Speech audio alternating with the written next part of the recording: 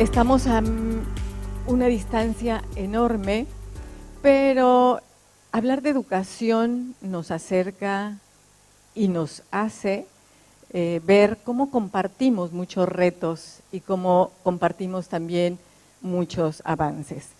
El tiempo que voy a compartir con ustedes el día de hoy tiene que ver con una experiencia de vida que cuando yo escuchaba a la colega de Uruguay decía, esa película ya la he visto, porque para darles un poquito de contexto, yo tuve a mi cargo la reforma integral de la educación básica que se llevó a cabo en el 2011 en mi país y que fue una reforma, como todas las reformas, con una serie de presupuestos, con una serie de miradas, pero también que a la distancia, y eso es lo que puedo agradecer a la vida, que ahora he tenido la oportunidad desde el ámbito de la investigación de hacer una toma de distancia y de analizar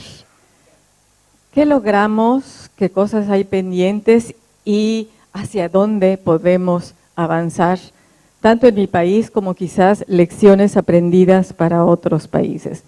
Tienen en la pantalla la expresión geográfica de mi país, que posiblemente para algunos les es muy familiar, y vamos viendo cómo aparece esa riqueza que tenemos, ¿sí? Más de 132 millones de personas en ese territorio. Imaginemos, ¿no? Un territorio nacional, sí, con una extensión muy grande, pero si no fuera ya un reto ello, tenemos una composición de todavía un poquito más millones de hombres que de mujeres, pero ya casi se está igualando. Y otro elemento más que se suma, nuestras diversas lenguas, ¿sí? Aquí solamente estoy dando cuenta de 68 lenguas. Sin embargo, las variantes de cada lengua nos darían mínimo una por año, ¿sí? Más de 365 variantes de cada una de esas lenguas. Esto se los quiero señalar para que me acompañen hasta México, entren a ese gran hormiguero que es la Ciudad de México, donde todos ustedes tienen un espacio que es mi casa, su casa, así decimos nosotros allá, porque la construcción de políticas públicas educativas, cuando hablamos de estas características, cuando hablamos de que Básica tiene más de 25 millones de estudiantes, a lo largo, ancho, con esa visión. Por eso me parece muy importante, si yo pienso en mi sistema educativo nacional, que en el 2011 eran 25 millones y fracción, ahorita ya tenemos más de 36 millones en educación básica, que allá por educación básica identificamos educación inicial, preescolar, primaria y secundaria, ¿no? Entonces, lograr que esas propuestas curriculares atiendan todas las características, todos los requerimientos, y lo decía el colega, y es algo que también nos han dicho mucho a nosotros, y a mí me decían, es que ustedes desde el centro quieren decir qué va a suceder en este espacio pequeño. Y tienen razón, pero se necesitan construir esas políticas públicas de gran calado, pero acompañarlas después justamente de toda otra serie de acciones. Y hacia allá va a ir mi conversación. Me voy a ir a un nivel de concreción mayor, más cercano que al currículum oficial, y cómo, acompañado de esto, o teniendo en cuenta esta situación, hay una pregunta que que al equipo nos parecía muy importante y que a la fecha, pues les tengo una mala noticia, todavía no tenemos la respuesta, a ver si nos ayudan a encontrarla. ¿Cómo garantizar el derecho a la educación en un contexto de profundas desigualdades estructurales y de gran diversidad cultural e identitaria? ¿Sí? Es la gran pregunta. Quien lo logre contestar le dan el Nobel, yo creo, ¿no? Educación, porque esa es una realidad. Y eso es lo que atraviesa en las diferentes dimensiones de diseño curricular y de políticas públicas en una administración. Por ejemplo, ahorita en mi país, yo les digo, coordiné el plan de estudios, la reforma del 11, después vino un cambio de gobierno y surgió la reforma del 17 y ahorita hubo otro cambio de gobierno y está iniciando la reforma del 22. Si ustedes son docentes de básica, dependiendo del grado que les tocan, en nuestro país también suceden situaciones así. Solo 4 de cada 100 niñas y niños que ingresan a la educación básica terminan una carrera universitaria, solamente. O sea, imaginémonos. Y ahí yo siempre cuando escucho cifras o leo cifras, trato de traer a mi mente rostros de niños, rostros de familias, con una serie de anhelos, de sueños, ¿sí?, que fueron quedándose en el camino. No son cifras vacías de seres, son cifras en las que hay todas estas personas. Y la gran pregunta es, ¿qué sucede con todos ellos?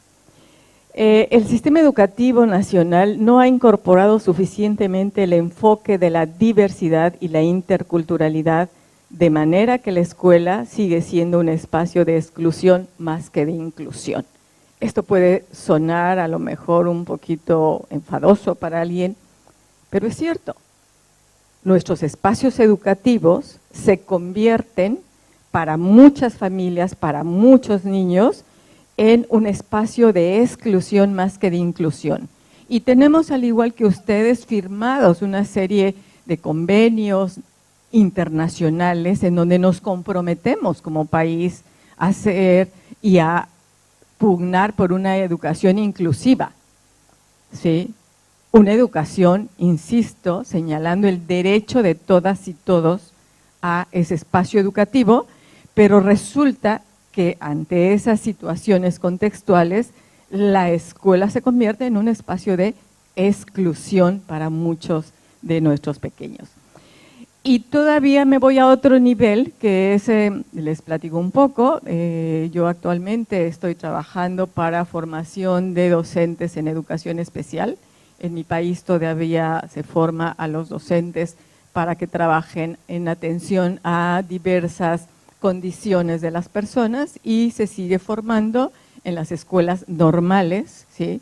En el caso en la que yo estoy, Escuela Normal de Especialización, donde se dan licenciaturas, posgrados, para atender a toda esta población y para formarlos para que trabajen con los currículums nacionales. No hay un currículum diferenciado, sino es un mismo currículum. Pero de estos chicos es todavía más grave el problema, porque 45 de cada 100 personas con discapacidad que entran a un sistema educativo no egresan.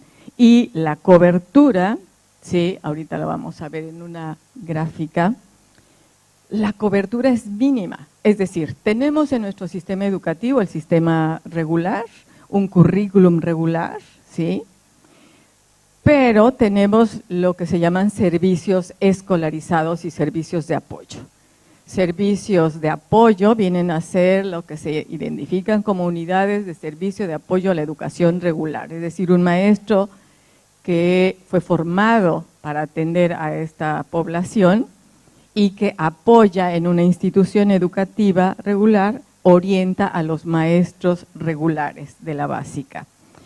Y todavía, sí, conservamos lo que son los centros de atención múltiple, que son los lugares o los espacios educativos a donde se recibe aquel alumnado que por las características que tiene, ¿sí?, no él, sino el sistema educativo, no puede estar en una escuela regular. Sí quisiera ser, y sonrío un poco, porque si tuviéramos la escuela que queremos, no tendríamos necesidad de estos centros de atención múltiple, sino que nuestra escuela regular no tiene no solo los espacios para ello, sino la capacidad y la formación en nuestros docentes para atender los requerimientos de estos pequeños, ¿no? Aquí tenemos unas colegas que nos han acompañado con la interpretación en lengua de señas. No en todos los lugares contamos con un intérprete de lengua de señas, no en todos los lugares contamos con quien maneje el sistema Braille, por ejemplo. Es decir, una serie de situaciones que hacen que todavía en el sistema educativo, aunque decimos todos en la misma escuela, sea una frase hecha, pero que nos lleva a que el sistema educativo nacional tenga escuelas, ¿sí?, de este tipo, ¿no? Centro de atención múltiple y escuelas que reciben el apoyo de los especialistas en esas unidades. Y si vemos la cobertura de atención a nivel nacional, tenemos ahí una franja muy interesante. Del total de alumnos atendidos por los servicios de educación especial, si ustedes ven es un mínimo, y el total de alumnos con discapacidad y que son atendidos por los servicios de educación especial todavía es menos, ¿sí? Entonces aquí viene la interrogante con la que inicié. ¿En dónde queda ese derecho a la educación de todas y todo el alumnado? Nuestro sistema educativo, entonces, yo espero que con estos elementos les quede claro que enfrenta tensiones que tienen componentes multifactoriales. De ahí lo complejo, de ahí, como decía la colega de Uruguay, podemos construir un currículum con una secuenciación de contenidos estupenda, ¿sí?, que pasa todos los análisis desde el punto de vista pedagógico, psicológico, sociológico. Nosotros con los especialistas de cada disciplina tuvimos esos encuentros y desencuentros porque todos queremos que lo nuestro sea lo más relevante en el currículo, ¿no? Y todo eso no se puede ir, un alumno no alcanza el perfil si no aprendió esto, si no aprendió el otro, ¿no? Pero si consideramos entonces estas situaciones multifactoriales como son esta característica de la dimensión y otra que no les he sumado, que aquí aparece, la dispersión geográfica. Los seres humanos no nos hemos ido a ubicar geográficamente, planificadamente, a ver, tantos en la Ciudad de México, tantos en Monterrey, tantos en Puebla, y de Puebla tantos en este municipio. No, caemos así como se puede. Entonces, tenemos en nuestras entidades una dispersión en donde hay comunidades de menos de 1.500 habitantes. En una comunidad de menos de 1.500 habitantes, ¿qué presupuesto alcanza, colegas, para poner una escuela de organización completa, para que haya un centro de educación inicial, uno de primaria, uno de secundaria, un bachillerato, ¿no? Recurrimos a las escuelas multigrado, a las escuelas en donde el director es el maestro, el conserje, ¿no? Es decir, tenemos esa situación y esa diversidad poblacional. Nosotros decimos, más que verlo como un problema, hay que verlo como una característica que nos enriquece, que nos define como país y tenemos que aprender a trabajar con ello, ¿no? Y aprender a trabajar en eso. Tenemos un rezago educativo, abandono escolar y bajos niveles de aprendizaje, ¿sí? Esas son las realidades. Pero, ahora bien, ¿qué hace o qué hemos hecho en el sistema educativo? En el sistema educativo hemos tratado de ver justamente los objetivos públicos del Estado, los programas que se diseñan para cumplir esos objetivos y el impacto que tienen en la sociedad. Ahora, desde el ámbito que me encuentro, en el ámbito de la investigación, me propuse, y propuse a mi país, hacer una investigación para analizar qué pasó con dos programas que justamente fueron concebidos para tratar de, tomando en consideración estas características, ¿sí?, lanzar propuestas concretas para dirigir presupuestos específicos para favorecer. Estos dos programas son uno llamado Programa de Fortalecimiento de la Educación Especial y de la Integración Educativa y el otro Programa de Inclusión y Equidad Educativa. Desde los nombres ya tienen una visibilidad distinta. Los estoy llevando del macrosistema de todo el alumnado hacia una población específica que nos tenemos que tener presente, y todavía los llevo a otro nivel a donde a lo mejor algunos se sorprenden. En particular, hice el análisis de qué sucedió con la atención al alumnado con aptitudes sobresalientes, talentos específicos y o doble excepcionalidad en México en esos 10 años. Y ustedes dirán, a ver, ya me perdí, ¿cómo me llevo de ese país hasta acá? Bueno, porque si hablamos de educación como un derecho, ¿sí?, todas y todos están. Y solemos pensar a veces, cuando hablamos en educación especial, de discapacidad, ¿no?, lo que le falta. Y no, porque tenemos, y con ese concepto muy particular de doble excepcionalidad, que los extremos sí se tocan, no está acá la persona con discapacidad y acá el sobresaliente. Tenemos niños, niñas, jóvenes que pueden tener una condición de ceguera, por ejemplo, y tener un gran talento musical, por ejemplo, ¿no? Dicen, ¿no?, ¿quién le enseñó a tocar el violín a ese niño en ese pueblito, en eso? Pues nadie, era del abuelo, del bisabuelo, le empezó a rasgar y etcétera. Y justo nosotros queríamos poner esa mirada en esa posibilidad de favorecer el potencial de todos estos alumnos que no aparecen en las estadísticas muchas veces. Como me dijo una directora una vez, es que si la SEP, así le dicen a la Secretaría de Educación Pública o al Ministerio de Educación, la SEP no nos pregunta de eso. O sea, qué trágico, ¿no? Que si un ministerio no te pregunta por tu alumno, ni siquiera existe, no lo visibilizas. Mucho menos piensas como política educativa en cómo impactar en él. Bueno, entonces esa fue la decisión, estuvimos trabajando en ello, estuvimos obviamente diseñando, destinando antes que nada recursos económicos desde el gobierno federal para las entidades, estuvimos tratando o elaborando propuestas de intervención con un enfoque teórico y pedagógico específico, materiales de apoyo, capacitaciones a los actores educativos. Fue un trabajo muy importante.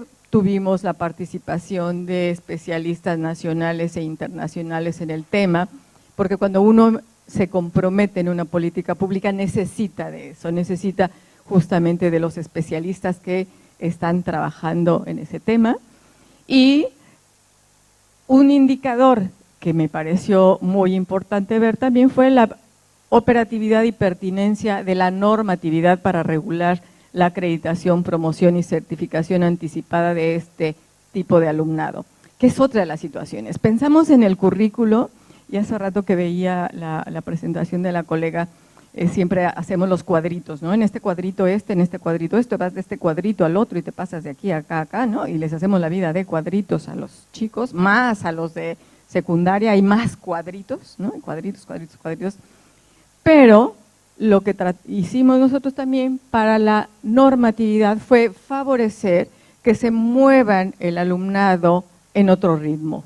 Y entonces, sin que se despegue de sus edades. Si yo estoy en tercero de preescolar, en lugar de pasar a primero de primaria, puedo pasar a segundo de primaria.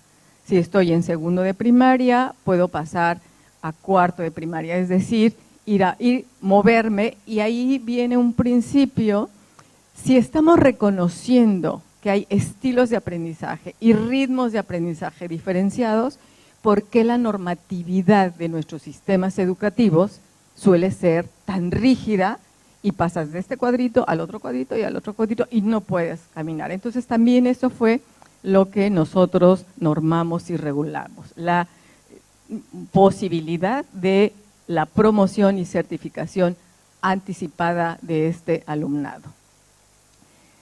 Y ya casi estoy por concluir porque, como les dije, si ustedes encuentran la respuesta, ¿qué creen? Como sucede con muchas políticas públicas, el dinero no lo es todo, pero sí es importante, sí es relevante. Y esta es una gráfica del presupuesto ministrado en esos 10 años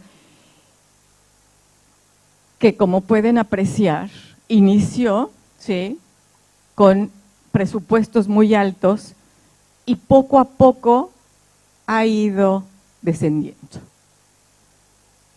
¿Sí? Eso es muy relevante, insisto, no lo es todo, como vamos a ver, pero sí es un factor importante en la construcción e implementación de políticas públicas. Y tenemos en cuanto a la población atendida, con estas características. Igual, pueden ver ustedes esa gráfica como tiene un comportamiento no igual, pero sí parecido al comportamiento de recursos. Eso ya nos tiene que alertar a los tomadores de decisiones, a los diseñadores de políticas, de que sí es necesario para sostener una serie de intervenciones, dar un sostenimiento administrativos. Adicionalmente, son cansados para el docente y por cuestiones actitudinales se prefiere omitir. Ups. Ahí es cuando uno dice, a ver, revisemos, porque eso que nos están diciendo es muy importante, ¿no? Y quienes trabajamos en la docencia sabemos que algo que nos agobia es la administración. Y entonces, ¿cómo hacer esto que no tenga esas características? Al no haber ya presupuesto para la implementación de los apoyos a la población con aptitudes sobresalientes, se ha quedado el apoyo solo en la atención escolar, dejando de lado la extraescolar. No hay tiempo suficiente para explicarles cuál es la lógica, pero desde el punto de vista de intervención educativa, a este tipo de alumnado se le daba lo que se llama enriquecimiento curricular y enriquecimiento extracurricular. El enriquecimiento extracurricular resulta el más caro, ¿no? Si tenemos un niño o una niña con un talento musical para el piano, por ejemplo, no vamos a tener una persona especialista en piano, ni un piano en cada escuela, en fin, entonces por eso se trabaja en contraturno con estas personas que dan ese apoyo a ese potencial que tiene el alumno. Nos platican, la mayoría de alumnos formaron parte de equipos con proyectos científicos para participar en ferias de la ciencia interna y externa. Ustedes posiblemente han visto en los noticieros a nuestros niños que ganan campeonatos de matemáticas, de ajedrez, de hecho, son niños que justamente, o en ferias de ciencias, que pasaron, que fueron parte de este programa y que tienen gran éxito. Una mamá nos dice, fui convocada a participar en un foro de padres de familia. Me permitió en primera instancia comprender a mi hija. Esto es oro molido, ¿sí? ¿Por qué? Porque trabajamos e hicimos asociaciones de madres y padres de este tipo de alumnado, se trabajaba con ellos, y el hecho de que una madre de familia diga, me permitió comprender a mi hija, es algo muy rico, porque la escuela tiene que trabajar con las madres de familia, los padres de familia, los alumnos, la comunidad, y este trabajo eso favoreció. Dejó de ser, algunos de estos chicos dejaron de ser el atoso, ¿sí?, que se pone a hacer muchas cosas y no permite que la clase avance. Dejaron de ser los chicos incomprendidos, porque no sé aquí qué apodos les pongan, pero le dicen es un chico nerd, es un chico así, ¿no? Y los mismos papás a veces dicen, no sé qué hacer ya con él, ¿no?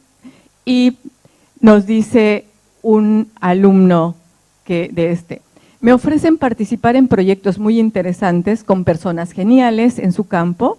He tenido la oportunidad de descubrir nuevas cosas, de retarme continuamente a ser mejor, igual que estos chicos tengan esas oportunidades y se lean y se miren a sí mismos, nos habla de ese gran potencial que se desarrolla. Concluyo diciéndoles, bueno, tenemos avances y desafíos, creemos que la experiencia vale la pena, que esta política pública sí es necesario hacer algunos ajustes, pero que este entramado que se constituye derivado de las múltiples relaciones que se establecen al implementarse políticas educativas nacionales en contextos diversos, con actores con diferentes trayectorias y miradas, en tiempos y espacios dinámicos, ¿sí?, nos lleva entonces a que no podemos decir en todo México sucede esto, sino tenemos que hacer estos estudios a profundidad.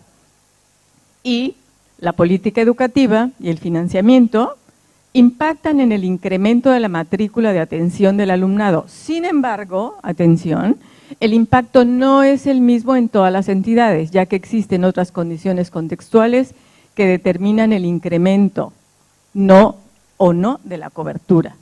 Las propuestas pedagógicas y la normatividad no tienen una relación directa ni con la cobertura ni con la calidad de la atención que se brinda. Ojo, por aquello que estábamos diciendo de calidad, ¿no? En la implementación de las políticas públicas intervienen entonces distintos actores y procesos de gestión que se viven de forma diferenciada en las distintas entidades. Es decir, tenemos, insisto, que hacer esa mirada muy cercana a todos estos elementos contextuales, pero tener en cuenta que si queremos sociedades que tengan esta mirada de inclusión, necesitamos docentes, ¿sí?, que sean vistos también desde la mirada de inclusión. No podemos hablar solo de alumnos que vamos a considerar que deben estar incluidos, sino los docentes, alumnos, familias, tenemos que ser partícipes de ello para hacer realidad esa diapositiva con la que inicié, que es el derecho a la educación de todas y todos los alumnos de nuestros países. Muchas gracias.